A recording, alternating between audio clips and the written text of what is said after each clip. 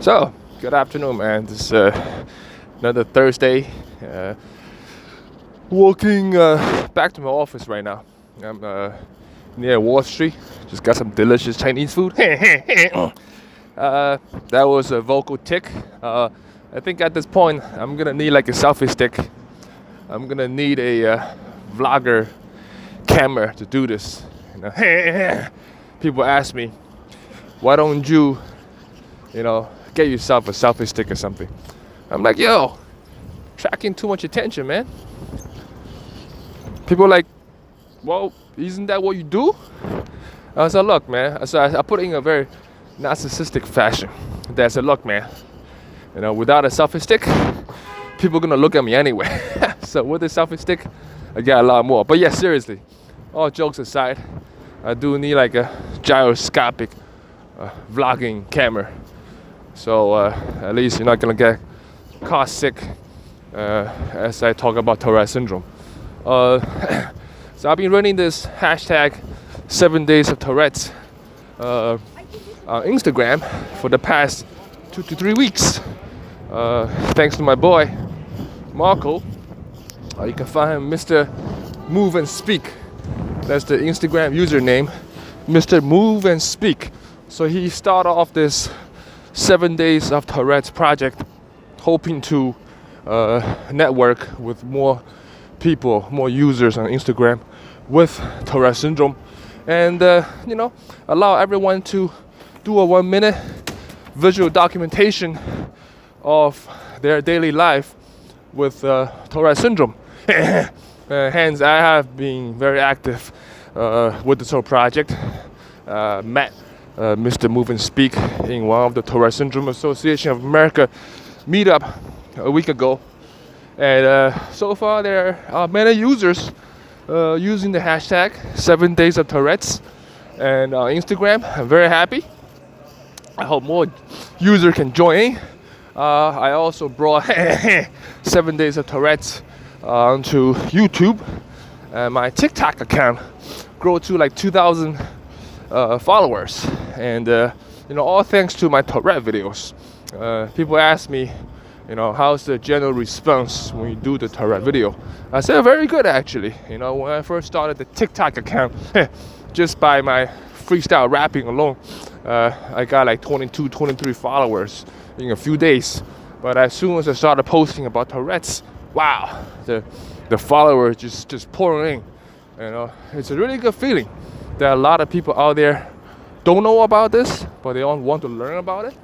It's also a good feeling that a lot of people know about it and have family member, friends who suffer or who have it. I have a new incoming manager at work, and when I sit down with her to talk about my work, and I mentioned to her up front that, hey, by the way, I have Tourette syndrome. She said, oh, don't worry, I see enough. She immediately told me about how her grandson has ADHD, and her friend's son or grandson have this and that. And I work in the medical field, insurance primarily, but dealing with a lot of clinical issues. So there are a lot of nurses and doctors surrounding me, and I'm very happy that they're all somewhat being exposed to this condition. All right. So, but of course, there's still a lot of misconception and assumptions out there. But of course, we're gonna continue to push for this awareness. Again, it's a vocal tick. So I just want to say, I'm very grateful that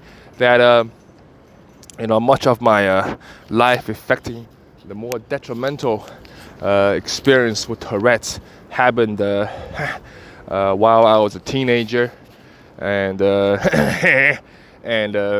through maybe lower 20s. I remember I used to give my counselor at a Tourette Syndrome Association headquarters in Bayside a real problem, just screaming and yelling at him. And now I think back, if it's now, I probably, try to work with the counselor. I have more a constructive experience. Things might be better, but you know, I'm this kind of emotional, passionate, fiery kind of guy. You kind of go side to side with my astrological sign. I'm an Aries, so I tend to smash myself against the wall several times to learn a mistake. But that's why I say I'm very grateful that you know, I went through a lot of that, including depression, including a lot of self-esteem issue, super self-consciousness, things like that, and low confidence, right?